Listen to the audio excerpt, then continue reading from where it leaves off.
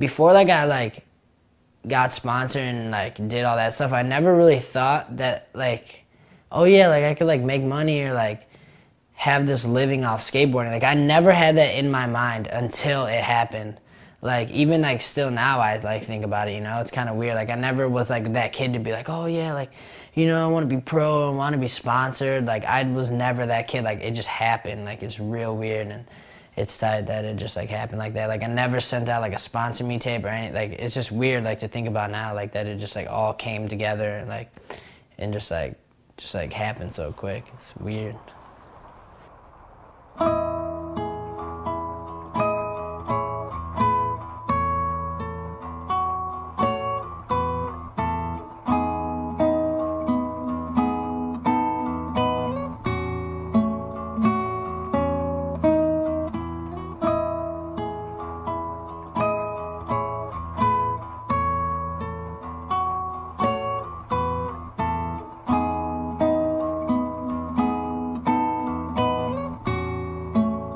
My cousins who got me into skating, they actually stole me my first board. Like my first board was like stolen from the skate shop. And I'm just like, oh, like cool. I was like, oh, where'd you get it? They're like, oh, like don't worry about it. Like we got it. But then like come to find out, like they stole it like a couple of years later. But I just like rode that board, and like my dad could see that I like loved it. So like then I just started skating like every day. All I did was skate. Like that's all I wanted to do. So my first sponsor was New York when I was like 8 or 9. Like it's like 10 years almost on there, so it's crazy because like Harold Hunter, Jeff Pang, and like Zared, and like they were at this Philly park. I forgot what it was called, but we were there, and they were just like, they see me and they're like, oh yeah, like let's flow you boards. And at the time, like I didn't even know like that many skate companies, because like I said, I was just like a little kid that just wanted to skate. Like I didn't care about like who was pro or like what skate brands were good. Like I just wanted to skate. And then like I started getting boards, and I was like, oh, like yeah, this is really cool. Like still didn't think anything of it. I turned AM when I was like 13 or something, and like